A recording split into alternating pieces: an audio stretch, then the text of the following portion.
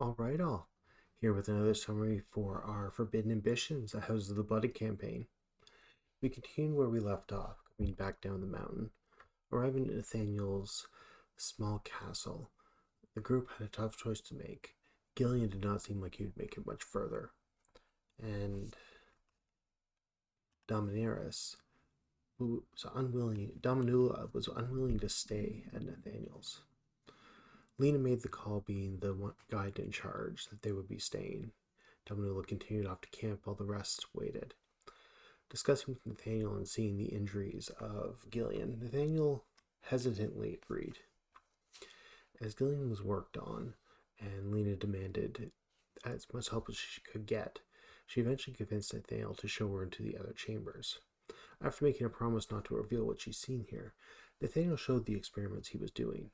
It was hinted that this is forbidden sorcery, finding someone who had been transformed partially into a dragon.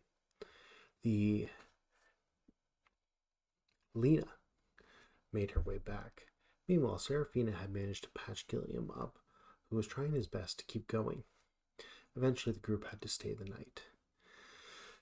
Throughout the night, they were awoke by something happening outside. A large dragon-like creature clung to the wall as the servants brought out food for it to eat. As it ate, it released a handful of what looked like people to Nathaniel, who he brought to the back of the complex, which was off limits. The next morning, the group made their way back down the mountain and back to camp. Once there, much was discussed, and the dragon eggs were distributed among those who were in charge. Levy, almost after finding out about Nathaniel, almost returned to cause havoc. However, he was talked out of it, at least to wait. And that was the end of that venture. Later on, we panned back to Aurora's domain. Luna needed somewhere to discuss with people and picked that as her place. She informed everyone that her castle would be rebuilt by the summer and wanted to know what people wanted to do going forward. Hearing the feedback, it seems that her court is shifting more and more away from the Senate, convinced that delaying this would be the ideal thing.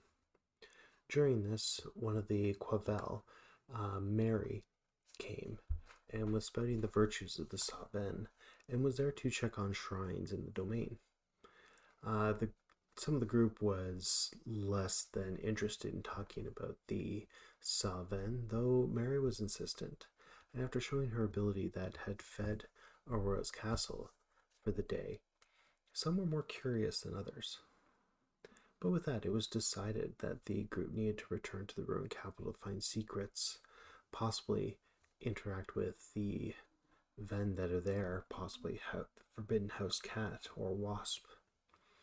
And with that, spring is at the end. Alright, I'll be collecting spring actions and gathering some additional information based on dragon eggs and such, as well as posting the bare bones of the monstrous creatures as the characters learn to control them. With that, I hope everyone has a great couple weeks, and I will see you at the table. Bye for now.